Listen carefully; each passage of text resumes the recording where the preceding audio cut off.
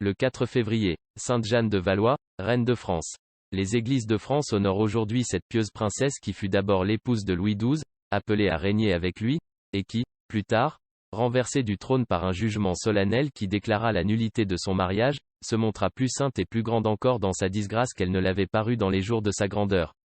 Les vertus qui éclatèrent dans toute sa vie rendirent Jeanne de Valois l'objet de la vénération des peuples, et si elle cessa de régner sur un trône fragile, son empire sur les cœurs ne fit que s'étendre, et l'auréole de la sainteté remplaça avantageusement pour elle le diadème qu'elle n'avait pas ambitionné et qu'elle dut déposer.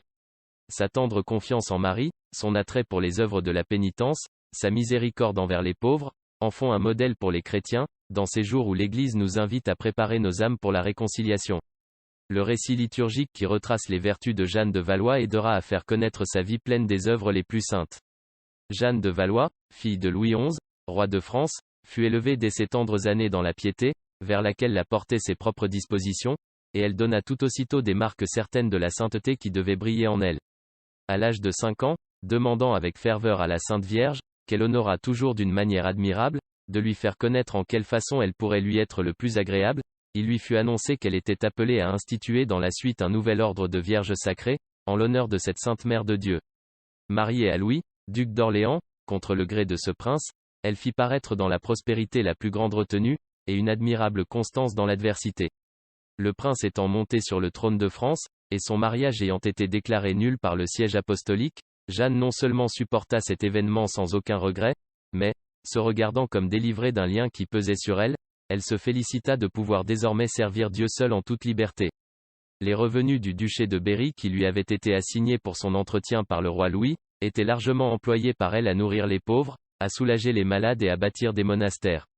Mais son œuvre principale fut la fondation et l'établissement d'un ordre de vierges sacrées sous le titre d'Annonciate de la Bienheureuse Vierge Marie, dont elle devait imiter les vertus qui leur étaient proposées dans des règles approuvées par Alexandre VI. Elle vint heureusement à bout de cette œuvre sainte.